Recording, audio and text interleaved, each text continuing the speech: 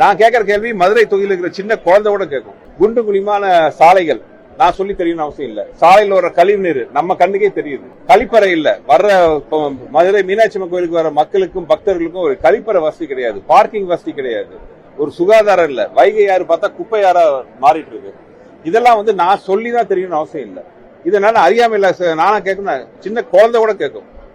இதை கேட்டா அறியாமை ஆகும்னா ஒரே காரணம், வெளியூர்ல வந்தேன்.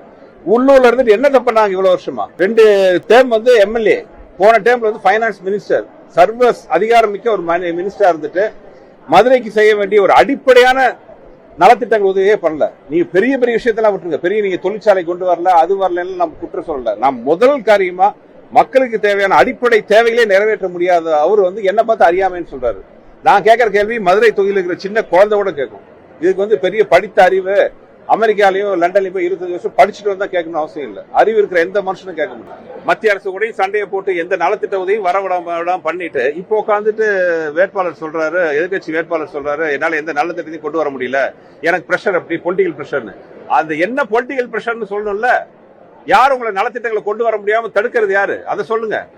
அப்படி தடுக்கிறது உங்க கட்சிக்காரங்கன்னா ஏன் அந்த கட்சி சார்பா நீங்க வேட்பாளரா நிக்கிறீங்க? ராஜினாமா பண்ணுங்க, போட்டியிலிருந்து விலகுங்க. பண்ணக்கூடிய அந்த காலத்துல சத்துணவு திட்டம் வரும் பொழுது எல்லா அதிகாரிகளும் புரட்சி தலைவர்கிட்ட சொன்னாங்க, இது முடியாத காரியம், அப்படி இப்படின்னு எத்தனையோ காரணங்கள் சொன்னாங்க வர முடியாம இருக்கிறதுக்கு. அப்போ முதல் தலைவர் சொன்னார், ஒரே வார்த்தை தான் சொன்னாரு, முடியாதுன்னு சொல்றதுக்கு 1000 காரணம் சொல்றீங்களே, முடியும்னு சொல்றதுக்கு ஒரு காரணம் கூட கிடைக்கல.